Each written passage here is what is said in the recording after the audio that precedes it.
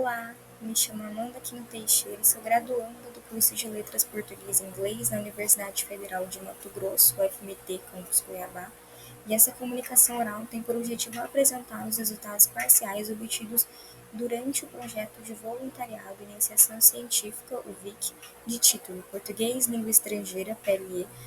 na Sociedade do Conhecimento. Perspectivas de internacionalização da Universidade Federal de Mato Grosso por meio do PLE e seus impactos na formação de novos acadêmicos, o qual foi realizado com orientação da professora Caroline Pereira de Oliveira, professora adjunta do Instituto de Linguagens,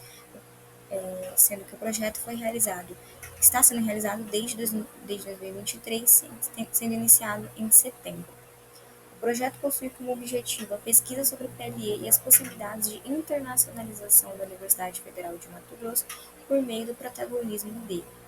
Na parte inicial do projeto, cujos resultados serão apresentados aqui agora, foram realizadas pesquisas sobre o PLE no contexto internacional e a presença dele dentro das universidades do país. A segunda parte do projeto possui como objetivo elaborar projetos e pensar em possíveis parcerias que podem ser implementadas dentro da UFMT, levando em consideração o papel sociopolítico da instituição.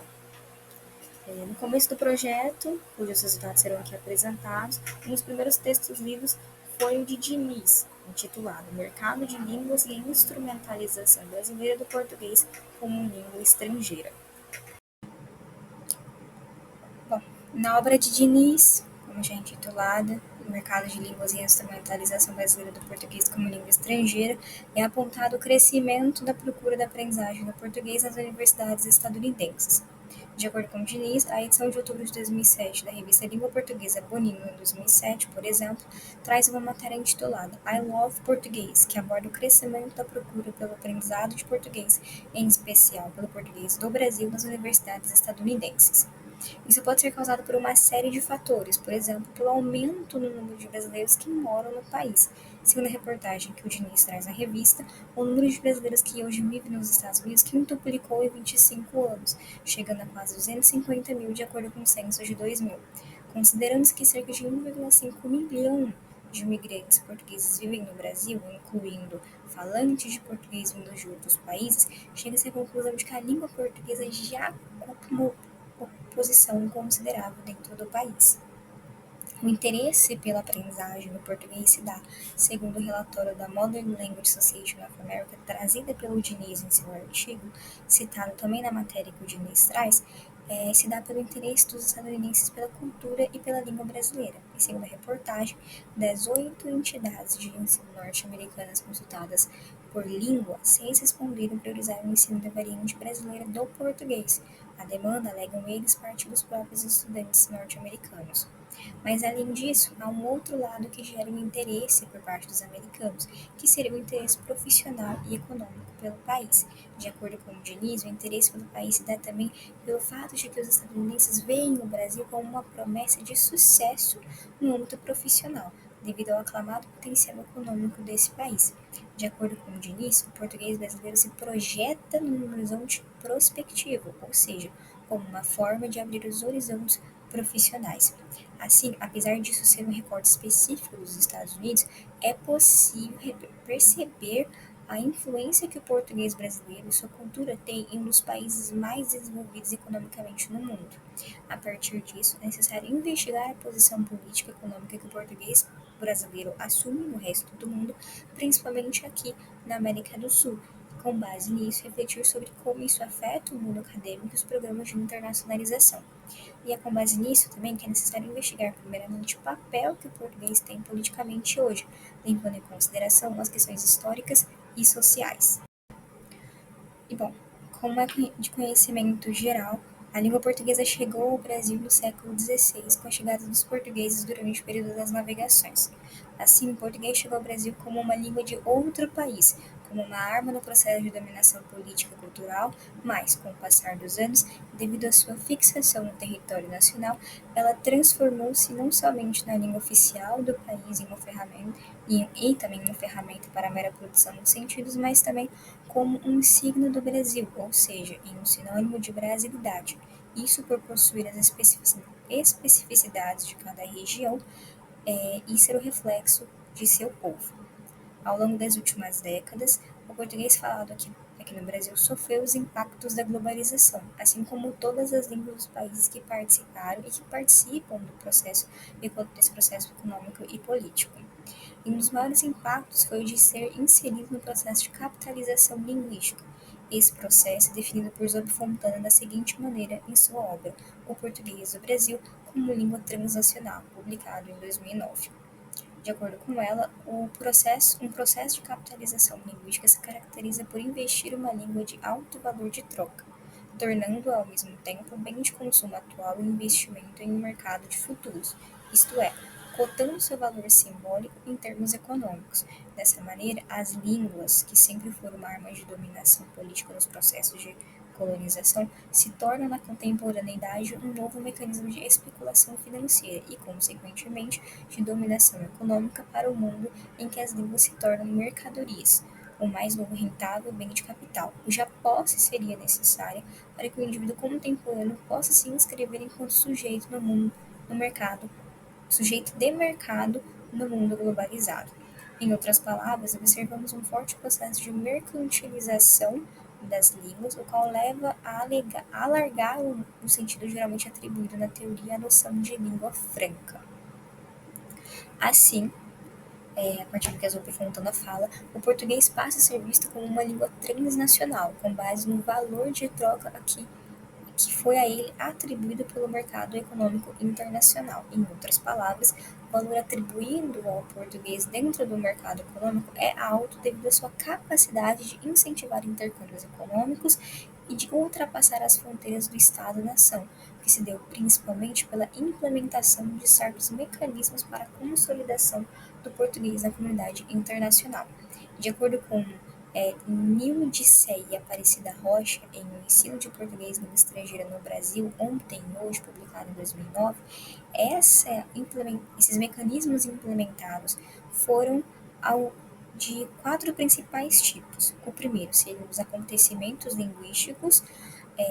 que seriam, no caso, a criação do CIPLE em 1998, a criação do CELP-Brás em 1993, com o primeiro exame aplicado em 1998, cursos de licenciatura em PLE, primeiramente na UNB em 1998, depois na UFBA em 2016 e na Unicamp em 2015. Outro mecanismo seria a utilização de instrumentos linguísticos, como, por exemplo, o próprio exame CELP-Brás, os livros didáticos de PLI produzidos em grande número nos últimos 20 anos, e o novo acordo ortográfico, no qual ele é visto não somente como uma atualização das regras gramaticais, mas também como um processo de descolonização do Brasil, e também uma nova colonização às avessas. O terceiro mecanismo seria a institucionalização do saber metalinguístico por meio da criação de cursos de formação na área de PLE, por meio da criação de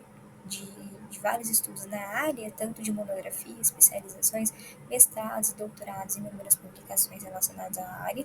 E, por último, seria a monumentalização da língua portuguesa, por meio de seminários, congressos, a criação do COLIP, que é a Comissão para Definição Política de Ensino e Aprendizagem, Pesquisa e Promoção da Língua Portuguesa, a criação do Museu da Língua Portuguesa em 2006, a criação do Dia Nacional da Língua Portuguesa em 2006, e todos esses processos foi uma forma de valorização do patrimônio linguístico. E, para além disso, o papel que o Brasil possui economicamente também é um dos fatores que despertam nos estrangeiros o interesse de estudar a língua do país. Por exemplo, a entrada do país no BRICS em 2006, que é um grupo constituído por Brasil, Rússia, Índia, China e África do Sul, que são países com proeminente desenvolvimento econômico, a criação dos tratados do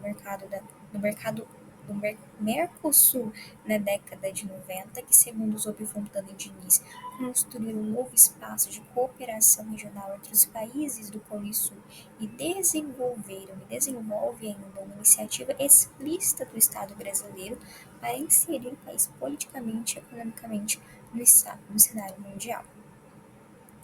É também muito interessante analisar essas estratégias criadas para o estímulo à presença do PLI dentro dos países sul-americanos e a relação disso com a influência econômica e política do Brasil dentro do continente. Por exemplo, de acordo com Oliveira, houve um reposicionamento para o português dentro da América do Sul. Por exemplo, a criação da lei número 26.468, de 17 de dezembro de 2008, na Argentina, de que haveria oferta obrigatória em toda a escola secundária argentina do português, que foi como uma resposta à criação no Brasil da Lei número 16.161, de 5 de agosto de 2005, que tornou o espanhol língua oficial de oferta obrigatória no país a partir de 2010. Consequentemente, também foram criadas outras leis e outras políticas de Estado por parte do Brasil, como, por exemplo, o Tratado de Assunção, em que houve uma planificação linguística que incentivaria o uso do espanhol e do português como medida eficaz para reforçar a identidade nacional, que se deu por meio da declaração dos idiomas espanhol, português, brasileiro e o guarani como idiomas oficiais, que foi um acordo que foi feito entre o Brasil, a Argentina, o Paraguai e o Uruguai. E por meio desses tratados, o Brasil encontrou um espaço favorável para delinear uma política linguística e educacional com vistas à valorização da política e social do português brasileiro. Bom, para além desses projetos, houve também o surgimento do Programa de Apoio ao Setor Educacional do Mercosul, PASE, que abrangia universidades públicas e privadas vinculadas aos ministérios da Educação da Argentina e do Brasil, que tinha como finalidade promover a integração e a regionalização da educação superior, além de fortalecer a formação docente. Nesse programa, havia oferta acadêmica de cursos de formação de professores de PLE, além da oferta da obtenção de certificados de níveis de proficiência aos estudantes que submetessem aos exames requeridos.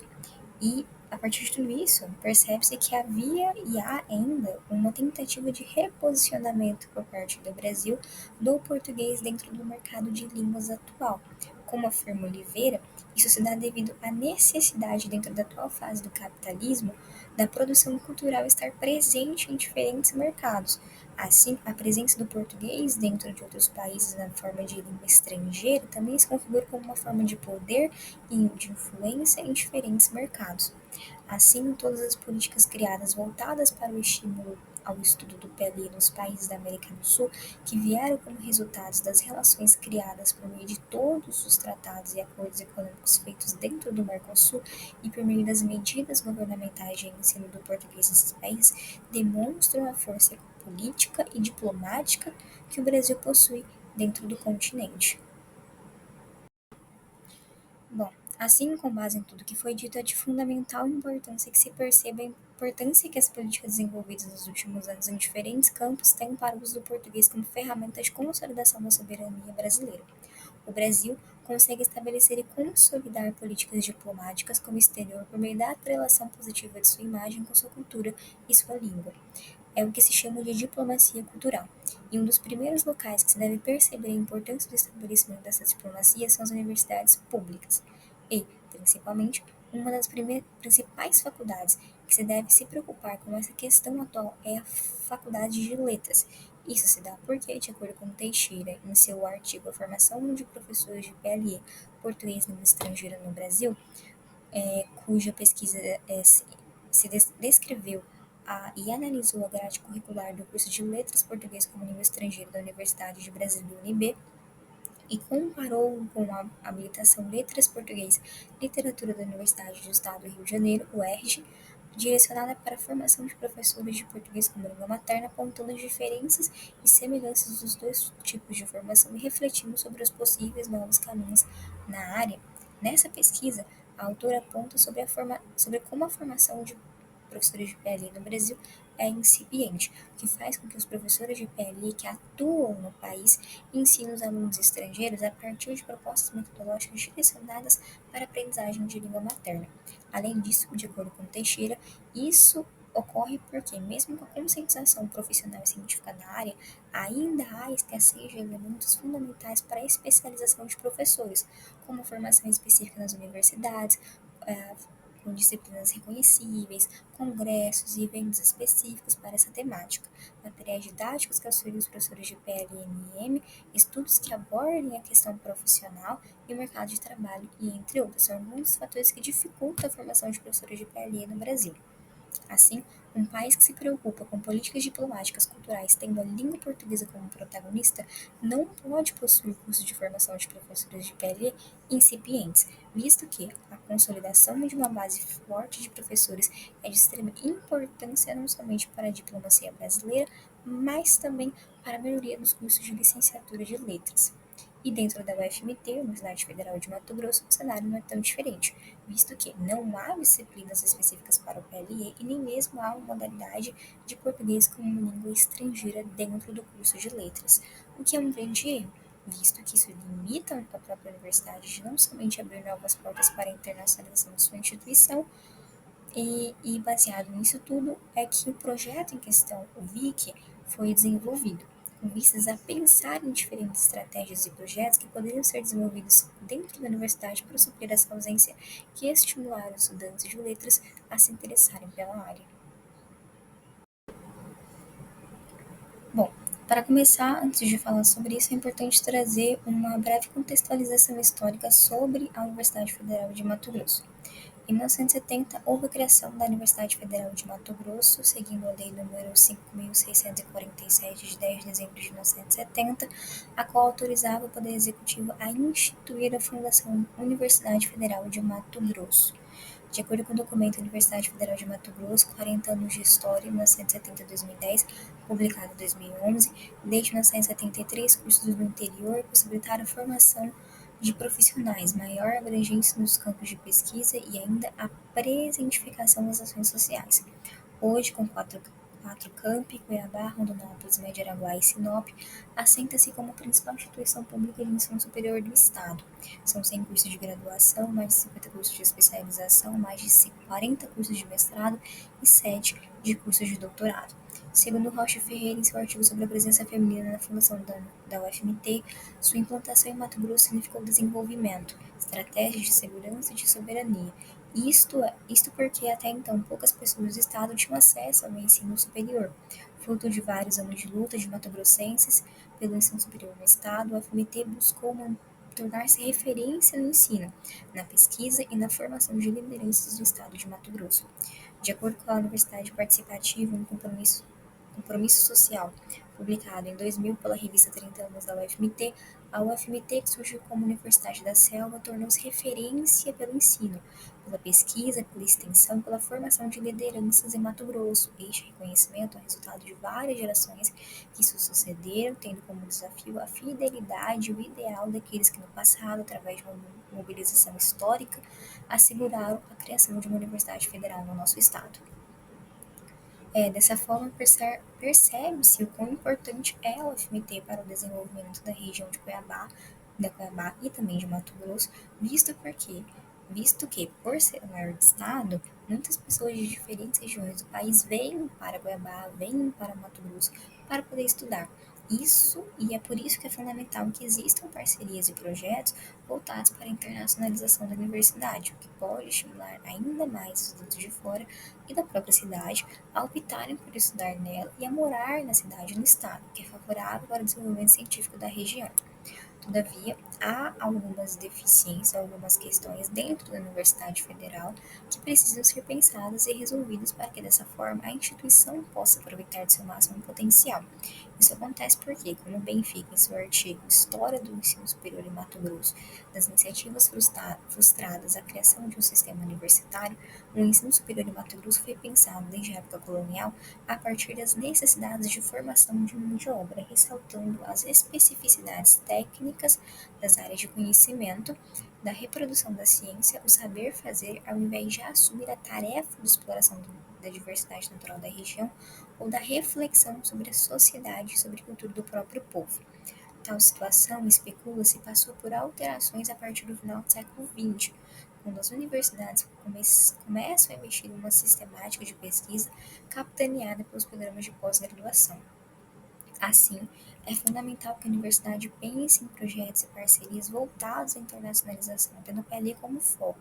a fim de que a cultura cultura brasileira e mato-grossense sejam valorizadas tanto quanto a profissionalização e formação científica são. Assim como afirma de Leis e Mendes no artigo Português como língua de mediação cultural, por uma formação intercultural de professores e alunos de PLE, há uma indissociabilidade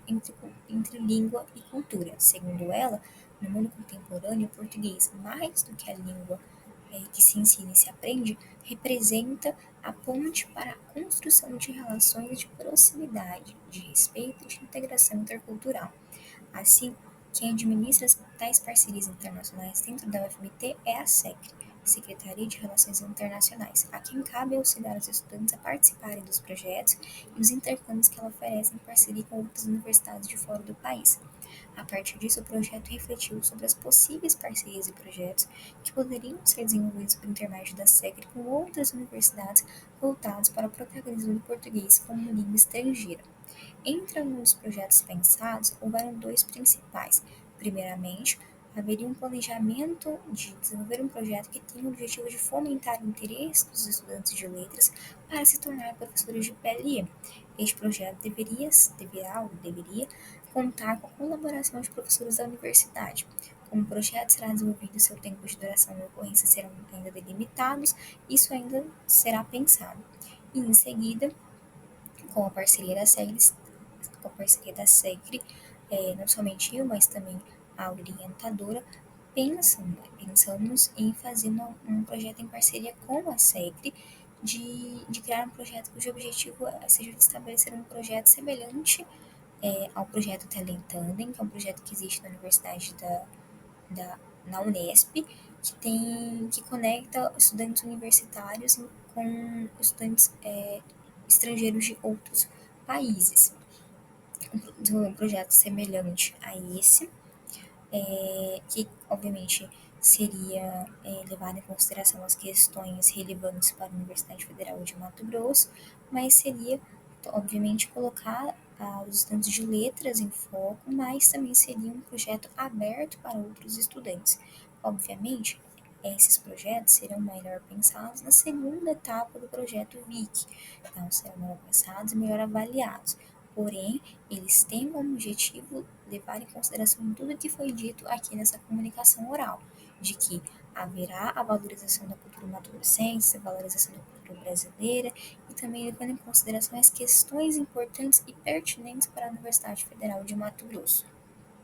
Então, baseado em tudo isso, espero que seja possível desenvolver ao menos algum desses projetos ao longo dessa segunda etapa do VIC, dentro da Universidade Federal de Mato Grosso. Então, a partir disso, eu encerro a minha fala.